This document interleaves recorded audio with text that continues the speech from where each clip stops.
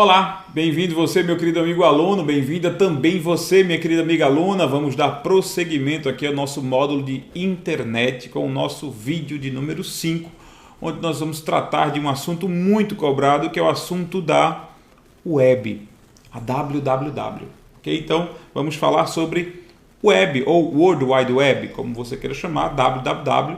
Vamos falar sobre os protocolos que envolvem a www, vamos falar sobre como a www funciona, vamos falar em conceitos, vamos mencionar os navegadores e, claro, vamos conhecer as principais linguagens envolvidas na web, ok? Então, acompanha comigo. Isso foi construído com todo carinho, claro, como sempre, para você, para a gente entender. Esse assunto é amplamente cobrado, tá? E, na verdade, é o serviço da internet que a gente mais usa. Você está nesse momento assistindo a esse vídeo meu por meio da web, por meio da www, da World Wide Web.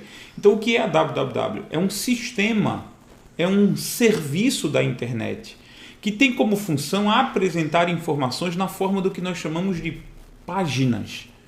Então, a web, ela apresenta informações para a gente. As informações que a web apresenta para a gente, elas são apresentadas na forma de documentos que nós chamamos de páginas, ok? Então, páginas ou páginas da web são documentos que têm a característica de serem hipermídia. Hipermídia, nesse caso, é um adjetivo. Eu estou adjetivando isso. Eu estou dizendo, olha, as páginas da web são do tipo hipermídia. Elas são apresentadas na forma de hipermídia. E o que é hipermídia? Hipermídia é a fusão de dois outros termos, hipertexto e multimídia. Quando a gente fala em hipertexto, eu estou me referindo a texto que pode ser lido sem um encadeamento linear. Texto que pode, você está lendo um texto e aí você vê que esse texto aponta para uma referência. Então você sai no meio desse texto e você vai para outro canto, para outro ponto, para outro documento ou para outro bloco de texto. Você não precisa seguir o encadeamento linear do texto. Essa é a definição de hipertexto. Eu defino de forma mais fácil, caiu aqui minha caneta caiu. Eu defino de uma forma mais fácil isso aqui. É um texto que tem links, ou seja, um texto que tem vínculo com outro texto. Isso é chamado de hipertexto. E a gente está cansado de ver isso na internet, na web, né? Você está no meio de uma página, aqui mesmo, você está no meio de uma página e você clica para ir para outra aula, ou você clica para ir para outra página, você clica aqui para saber mais, você clica e você é direcionado para saber mais, para algum lugar onde você possa dizer, saber mais, né? Mais informação. Então, hipertexto é um ambiente em que o texto não é meramente passivo, ele não é meramente legível. O texto ele faz alguma coisa, ele está vinculado com outras áreas, com outros textos, certo? E nós chamamos multimídia a fusão de muitos meios. Multimídia significa muitos meios de informação. Texto, imagem, som, vídeo, tudo isso misturado. Você tem acesso a isso na web? Claro que tem. Olha, você está me vendo agora. Você está assistindo a esse vídeo na web, por meio da web. É isso que você está fazendo nesse exato momento. Portanto, hipertexto, texto que contém links, texto que pode linkar, vincular com outros blocos. Multimídia é a mistura de texto, som, vídeo e imagem, ok? E aí nós vamos continuar o estudo da web. Portanto, se você sabe que hipermídia é a fusão desses dois termos e que as páginas da web são documentos que têm essa característica, então as páginas da web oferecem para a gente texto com links, as páginas da web oferecem além do texto em si, imagem, som, vídeo e outras formas de conteúdo, né, de apresentação de conteúdo. Vamos lá, por exemplo, um exemplo de uma página da web está aqui atrás de mim, o meu canal no YouTube, né? Uma parte do meu canal. Você percebe a existência de textos, você percebe a existência de vídeos, você percebe a existência de imagens estáticas, tá? Você percebe a existência de links, que são essas áreas onde o mouse, se você clicar, vai fazer alguma coisa. Então, quando você está passeando com o seu mouse lá e você põe o mouse sobre um link, o mouse vira uma mãozinha. Então, a gente chama isso de link ou hiperlink, quer dizer, essa área aqui, essa área onde o mouse vira uma mãozinha, é justamente uma área de hiperlink ou link. O que é um hiperlink? É uma área Uma área no documento de hipertexto que está necessariamente associada, vinculada a um URL, a um endereço de alguma coisa. Então, se tem uma área lá qualquer e o seu mouse vira uma mãozinha, essa área pode ser um texto, essa área pode ser uma imagem, não precisa ser necessariamente um texto, né? O exemplo ao lado foi um texto. Mas olha, os hiperlinks podem ser construídos em textos, em imagens, em vídeos, em tabelas, em qualquer coisa visual na sua página. Um botão, uma imagem lá, pode ser um hiperlink? Pode. O mouse virou uma mãozinha? Virou. Então aquilo ali é um hiperlink ou link, vínculo com outro documento. Certo? Quando você clica no hiperlink, você aciona o endereço, você aciona o URL a ele associado, né? E o que vem a ser URL? É um conceito que cai em prova costumeiramente. URL, ou localizador uniforme de recursos. Localizador uniforme de recursos é um endereço para localizar recursos disponíveis na web. Então, para achar um determinado recurso, esse recurso pode ser uma página, esse recurso pode ser um arquivo, esse recurso pode ser um som, esse recurso pode ser uma foto, não importa. Um recurso é algo que você pode achar na internet, é algo a que você pode recorrer na internet. Para achar qualquer recurso, você tem um URL único, cada URL aponta para um recurso diferente. Então, os URLs, eles seguem o seguinte formato: protocolo, servidor, porta, caminho, alvo. Vamos explicar cada um deles o que é que eles significam, certo? E como é que eu vou fazer isso? Eu vou fazer isso usando esse endereço aqui atrás, certo? Então vamos lá. Deixa ele passar, mas http://www.curso.com.br/apostilas/2017/linux.pdf. Esse é o nosso URL de exemplo, certo? Linux.pdf é o meu alvo, ou seja, é o recurso que eu estou procurando, é o recurso que eu estou querendo, é o recurso para onde o URL aponta.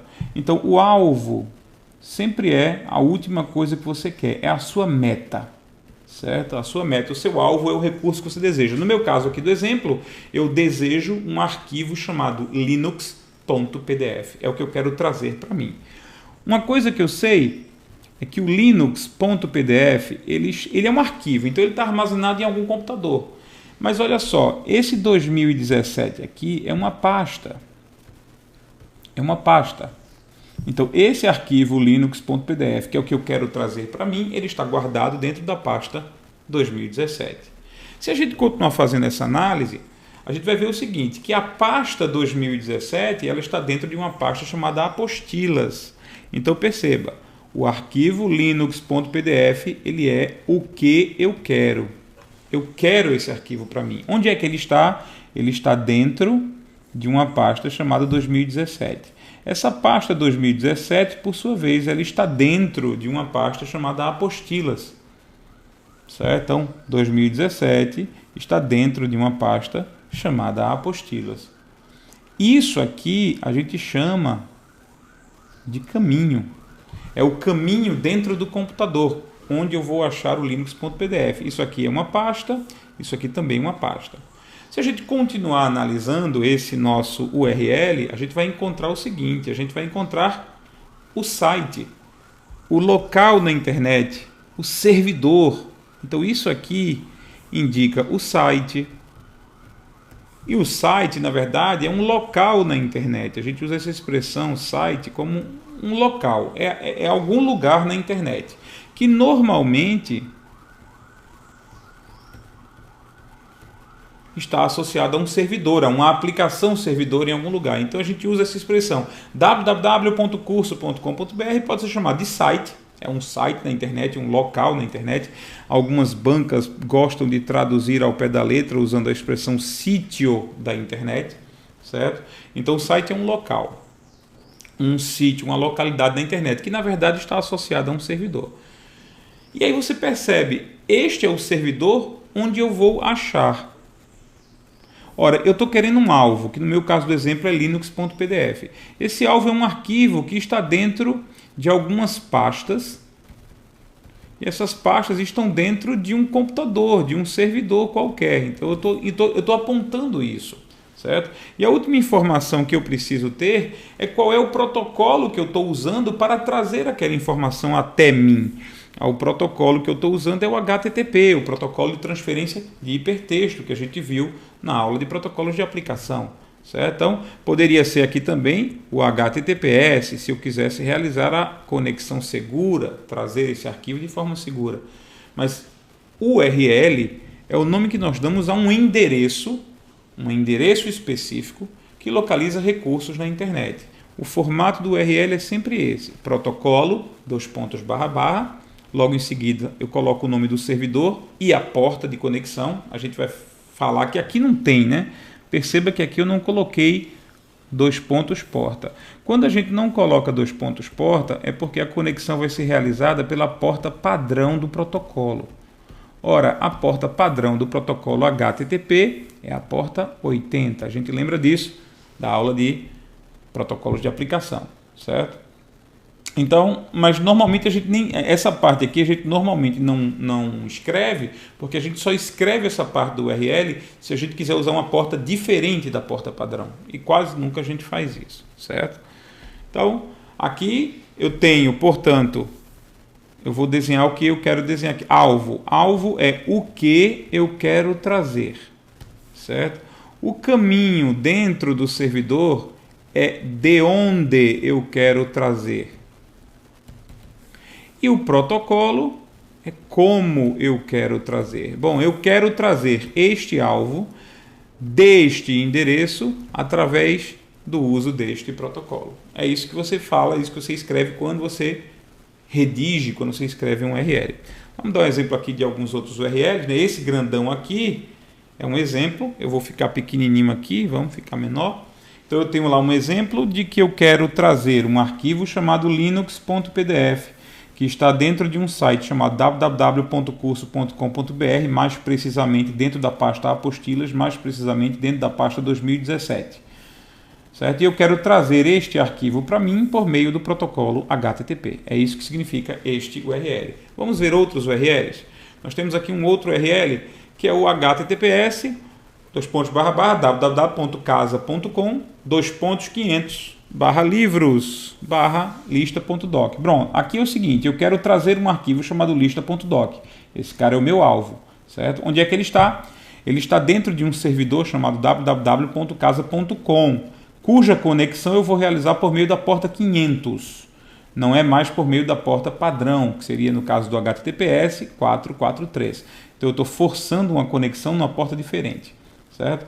Aí eu tenho uma pasta lá dentro chamada livros, e essa pasta livros, dentro dela tem um arquivo chamado lista.doc. Ele vai ser trazido para mim por meio do protocolo protegido HTTPS, numa conexão feita com a porta 500. Ok? Então isso aqui é o nosso servidor e a porta. O servidor e a porta, ok? Vamos lá, prosseguir aqui, próximo, vamos limpar aqui nossa risca. Então eu tenho, olha só, eu quero trazer um arquivo chamado filme.mov, um arquivo de filme, que está dentro de um servidor chamado www.site.com, e eu quero que a conexão seja feita pela porta 16.038. O protocolo que eu vou usar para trazer esse arquivo para mim é o FTP. Ah, João, eu achava que antes do // eu só pudesse escrever ou HTTP ou HTTPS. Não, você pode praticamente escrever qualquer protocolo. Qualquer protocolo de aplicação basicamente pode ser escrito no início do URL, certo?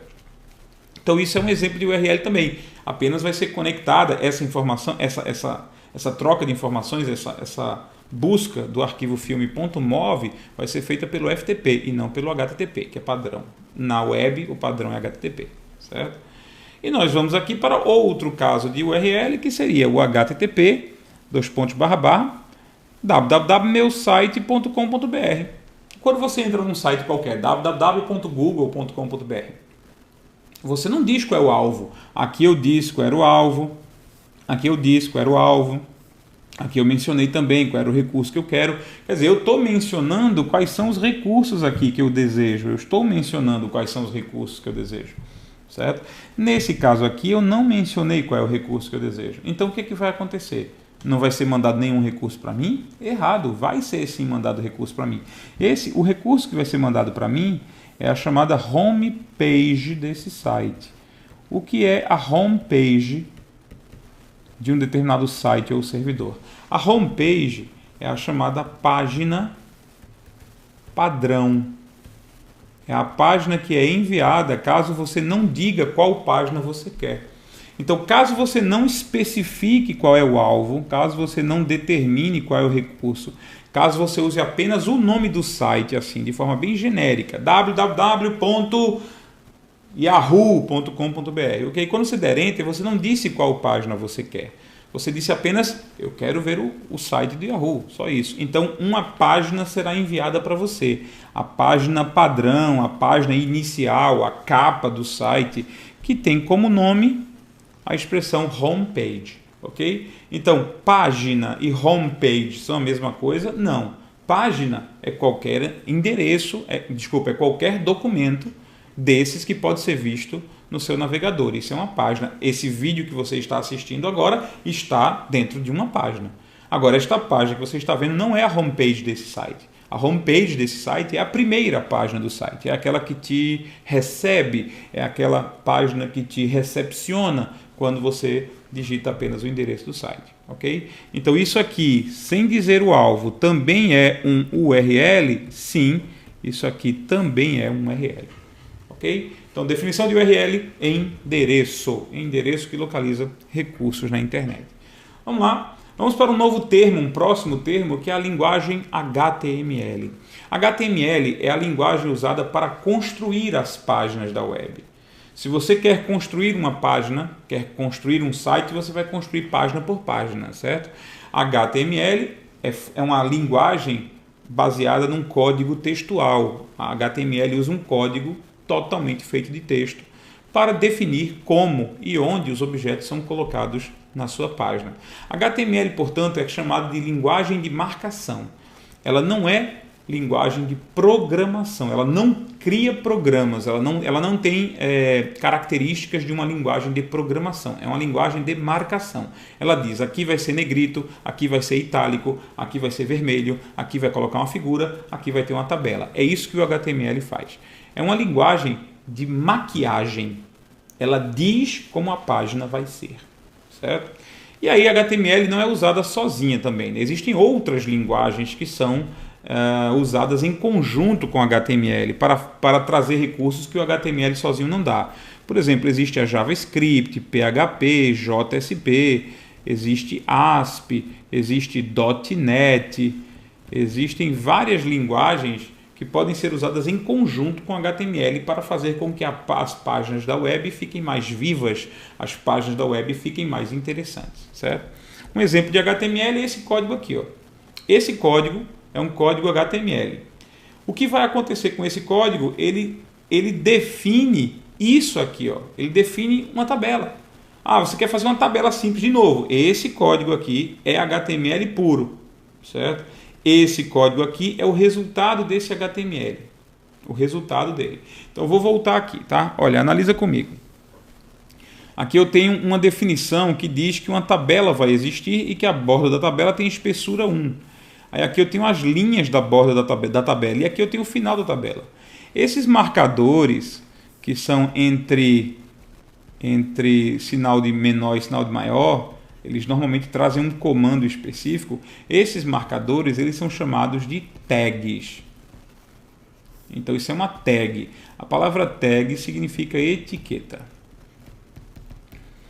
Então, olha, eu tenho uma tag aqui, eu tenho uma tag body aqui, eu tenho uma tag barra head aqui, eu tenho uma tag barra body aqui, eu tenho uma tag barra HTML aqui. Então isso são tags, tá? Portanto, a linguagem HTML é uma linguagem de etiqueta, é uma linguagem de marcação. Marca definidos pontos no documento com determinados comandos. Esses comandos são apresentados na forma de sinal de menor e maior, ou o que a gente chama de tag, simplesmente, ok? Então esse é um exemplo do HTML e esse aqui é um exemplo da página HTML sendo lida, sendo interpretada. Aquele código lá que a gente viu, certo? Esse código aqui, tá? Ele se transforma nessa tabela. De novo, esse código foi como o programador escreveu. Isso aqui é como você, usuário, enxerga. Ok? E quem é que transforma aquele código nisso aqui? Quem é que interpreta isso? É um programa especialmente criado para isso, chamado navegador. O navegador ou browser é o nome que nós damos ao programa que interpreta o código HTML. Isso já caiu em prova várias vezes. O navegador é quem interpreta o código HTML. Ele traduz aquele código numa coisa visível, numa coisa agradável. Portanto, um browser é um interpretador de HTML. A palavra browser, ela foi traduzida como navegador, tá? Navegador. E o nosso browser, existem vários browsers à nossa disposição. O Internet Explorer e o Microsoft Edge vem junto com o Windows, o Mozilla Firefox e o Google Chrome são gratuitos, você pode baixar da internet, são os mais usados. E olha só um exemplo deles aqui. Eu tenho aqui o Google Chrome, um exemplo do Google Chrome. Eu tenho aqui um exemplo do Mozilla Firefox, veja como eles são muito parecidos, tá? Eu tenho aqui um exemplo do Microsoft Edge, não, esse aqui é o Edge? Esse aqui é o Edge. E aqui nós temos, não, desculpa, esse terceiro que está aqui em cima é o Internet Explorer. Esse agora que está aqui embaixo é o Microsoft Edge do Windows 10. Então você percebe, são 4 navegadores acessando a mesma página do Google, o mesmo endereço, e eles têm basicamente os mesmos recursos. Você percebe que todos eles têm botão para voltar para a última página, tem botão para avançar. Esse aqui não tem, mas ele mostra depois. Tem uma forma de indicar se a conexão é segura por HTTPS. Ó. Cadeado, cadeado, cadeado, cadeado, certo? Tem botão para recarregar a página. Ó. Botão para recarregar a página. Cadê esse aqui? Tem um botão aqui para recarregar e esse aqui está aqui, o botão para recarregar a página, certo? Então tem guias, trabalha com guias na janela. Todo navegador tem uma forma de criar novas guias na janela. Então tudo isso os navegadores têm de muito parecido. Quando você usa um, basicamente você sabe como usar todos, certo? E é por isso que nós vamos mencionar um a um.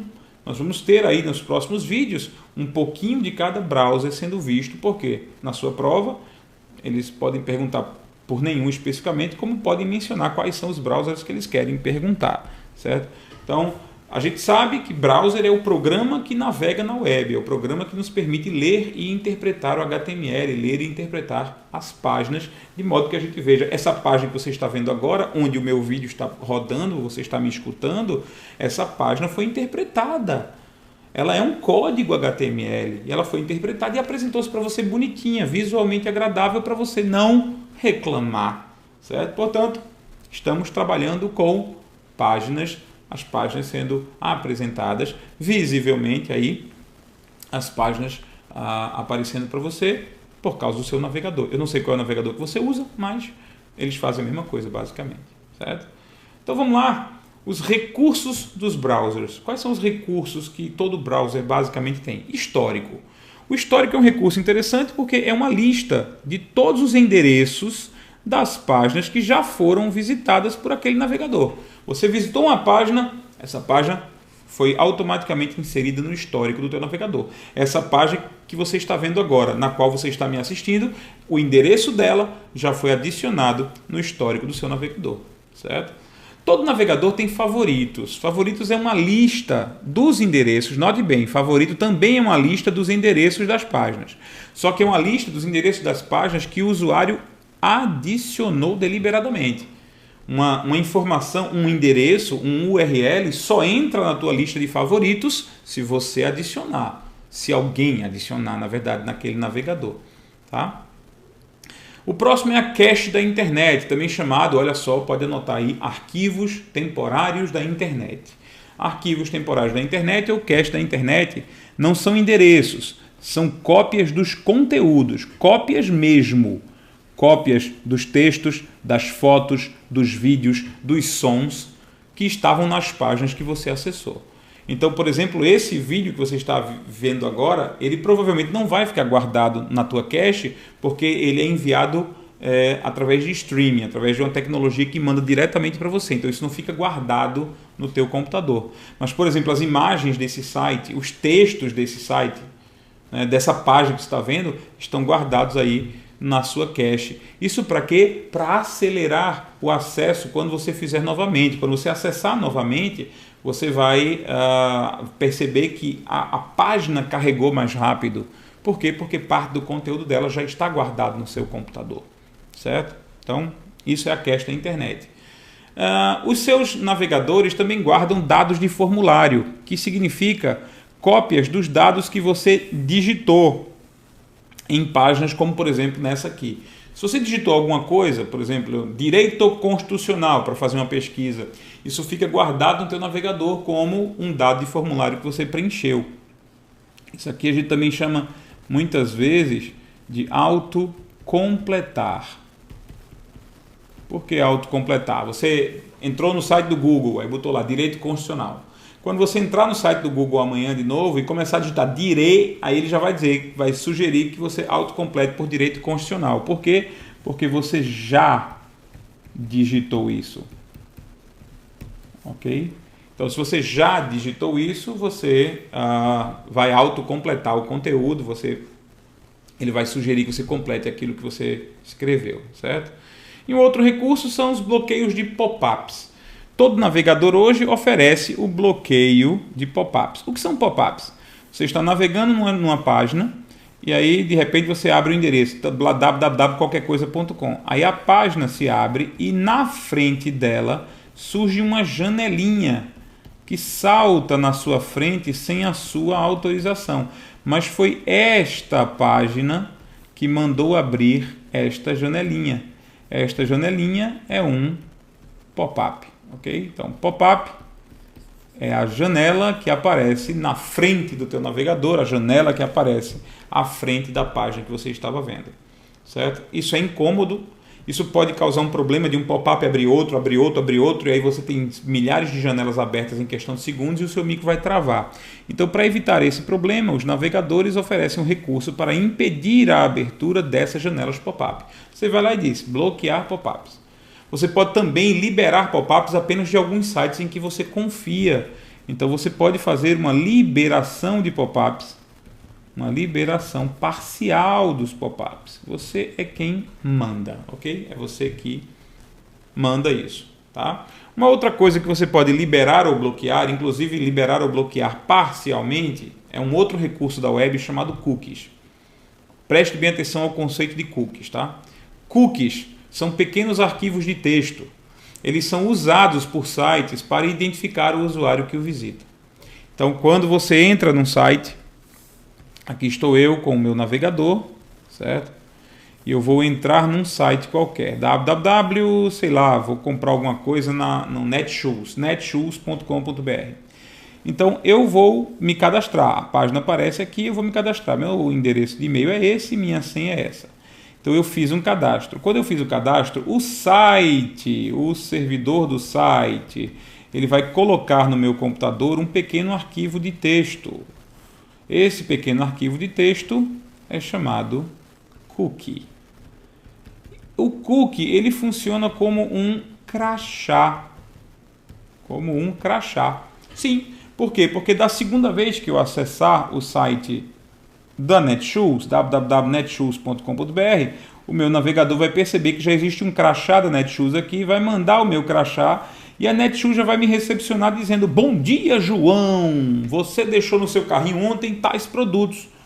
Aí você fica espantado, você fica olhando para trás para saber se tem alguém olhando que é você que está acessando Netshoes, mas não, foi este cookie que avisou ao site do Netshoes que era você que estava acessando novamente, ok? E aí, paciência, né? É o jeito. Quais são as características dos cookies? Os cookies são arquivos de texto. Arquivos de texto, texto puro. Os cookies são colocados no micro do usuário. Cookies são criados pelo site para serem colocados, armazenados no micro do usuário. Eles não são armazenados no servidor, são armazenados no micro do usuário. Certo? Cookies não podem transmitir vírus. Por mais que as pessoas falem mal dos cookies, os cookies não podem transmitir vírus porque são arquivos só de texto. Arquivos de texto não podem transmitir vírus. Mas uma coisa é certa, os cookies eles são considerados atentados à privacidade. Os cookies são considerados por muita gente vulnerabilidades. Ou seja, brechas de segurança, tá? Os cookies são considerados vulnerabilidades, são considerados brechas. Essas brechas dos cookies, elas permitem riscos de problemas, riscos de segurança, tá? Então, é uma coisa que muita gente fala sobre os cookies. Outra coisa é que existem os chamados cookies de terceiros. Cookies de terceiros são normalmente colocados por um determinado site e outros sites, que não são o mesmo, vão poder identificar, vão poder ler o usuário. Normalmente, a gente trabalha com a ideia de cookies próprios. O site A colocou um cookie para que o próprio site A possa reconhecer o usuário. Isso é normal. Eu coloco um crachá no teu computador para que eu possa te reconhecer. Nos cookies de terceiros, eu coloco um crachá no teu computador para que outro site consiga te reconhecer. Um site parceiro meu, um site, sei lá, amigo de negócios meu. Então, meu site coloca um cookie no teu computador para que outro site leia. Isso é cookie de terceiros. As pessoas criticam cookies como no geral. Seria mentira dizer que eles transmitem vírus. Cookies podem transmitir vírus? Não, não podem. Mas que cookies são vulnerabilidades? São sim vulnerabilidades até certo ponto, certo?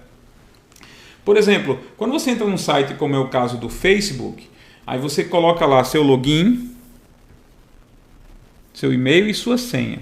Antigamente tinha um controle que aparecia aqui, que era salvar senha nesse computador, ou então manter conectado, né?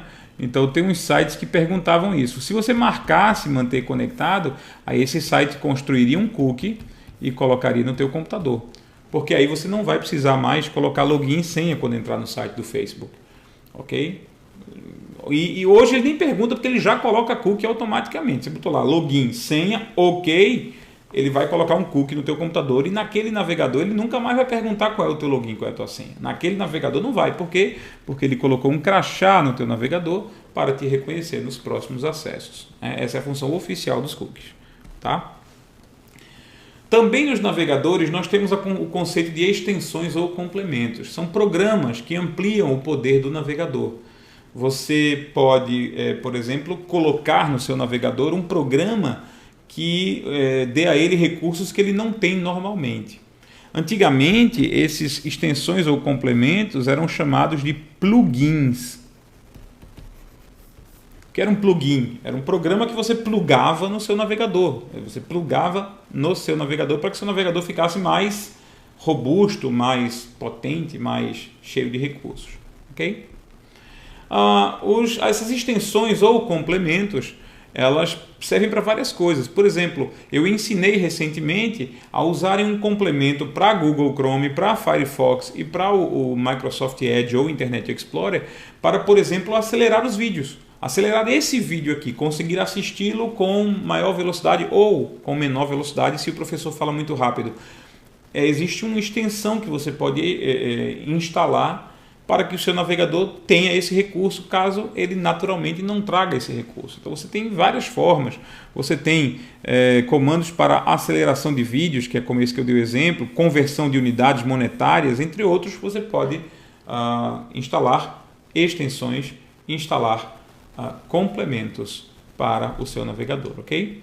E com isso a gente chega no final de mais este vídeo e nós vamos ter o que no material de apoio. Passei um pouco do tempo, já são 33 minutos aqui de vídeo, né? Eu me entusiasmo com o assunto de internet. No capítulo de internet você vai ver o tópico de web, www, esse tópico já está lá escrito, e você vai tentar responder as questões propostas 13 a 15, ok? Então vai no teu material e pega as questões propostas 13 a 15. Com isso eu me despeço com esse vídeo. Nos próximos a gente vai ver o estudo isolado de cada navegador em si, ok? Um abraço e até lá.